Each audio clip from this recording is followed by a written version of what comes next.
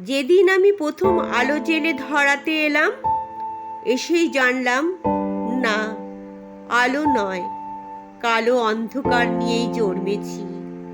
কারণ আমি মেয়ে। আমি মেয়ে বলে মা তো ভয়েই সিটিয়েছিল বিছানার এক পাশে। বাবা দুদিন আমার মুখ দর্শন করেননি, আমি মেয়ে বলে। দাদু মিষ্টিগুলো ধুত্তর বলে ফেলে দিল মাছ পুকুরে, আমি মেয়ে বলে। ঠাম্মি মুখ বেঁকিয়ে পাড়ায় পাড়ায় বলে বেড়ালো, কি আবার হবে, খরচের জোগাড় হয়েছে আবার। সুতিকা ঘরে টিম টিম করে জ্বলা আলোয় শুধু মা আমাকে প্রাণ ভরে দেখে বলতো, কেন এলি তুই শুধু আমার যন্ত্রণা বাড়াতে? জানিস না এরা ছেলে চায়, ছেলে। বংশের প্রদীপ, আত্মমর্যাদার প্রতীক। দেখছিস না ঘরে কেমন কাল বৈশাখীর মতো গুরু গম্ভীর মেঘ, কেমন অসহায় নিস্তব্ধতা। তোকে বড় হয়তো হতে দেবে, কিন্তু মানুষ হতে দেবে না। নারী সে তো সন্তান জন্মদানের যন্ত্র। সেই যন্ত্র হতেই পরে জন্ম নিল আমার অনুজ ভাই সুহাস। ঘরে যেন আলো এলো। সেদিন সারা ঘর সাজলো নানা রঙের আলোয়। উঠোন থেকে ঠাকুর ঘর, বাড়ির ছাদ থেকে তুলসী তলা। অন্নপ্রাশনে কত লোক খেলো। জন্মদিনও পালিত হলো রাজসিক ভাবে। কিন্তু আমার বেলায় থাক, না বলাই ভালো, কারণ আমি মেয়ে। আমি মেয়ে বলেই স্কুলের গণ্ডিতেই শেষ হলো আমার জীবন। উচ্চশিক্ষা কি দরকার আমার? একদিন তো পরের ঘরেই, কারণ আমি মেয়ে।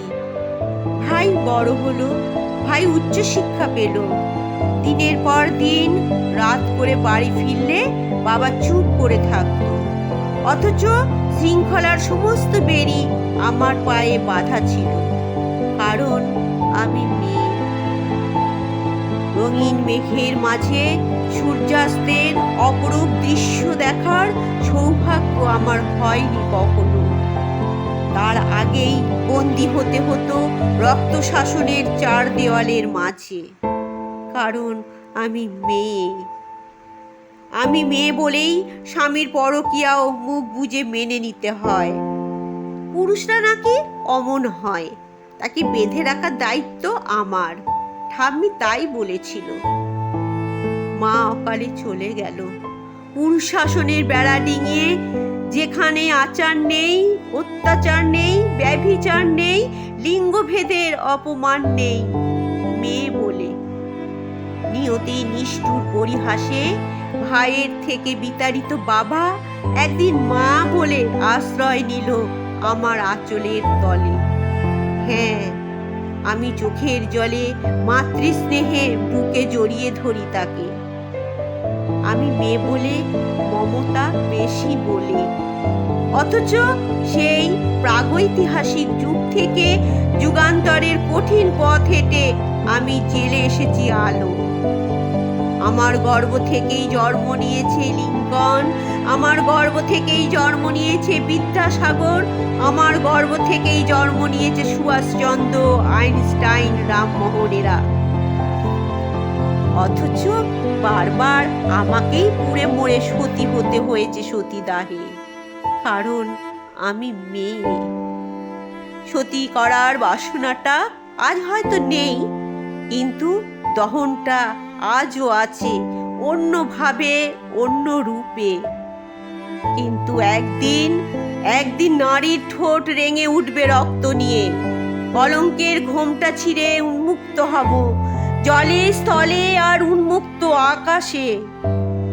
অসামান্য পদভারে কেঁপে উঠবে ধরিত্রী, দারুণ জ্যোতিষ্পুঞ্জে উদ্ভাসিত হবে চারিদিক।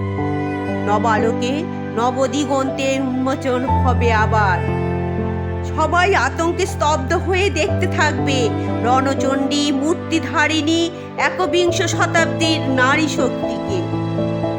সমস্ত শৃঙ্খলা আর লিঙ্গভেদ ভেঙে চুরমার করে দিয়ে তোমায় দেখাবো পুরুষ, আমরাও মানুষ, রক্ত মাংসের মানুষ। নারী পুরুষের বিপরীত নয়, বরং পরিপূরক।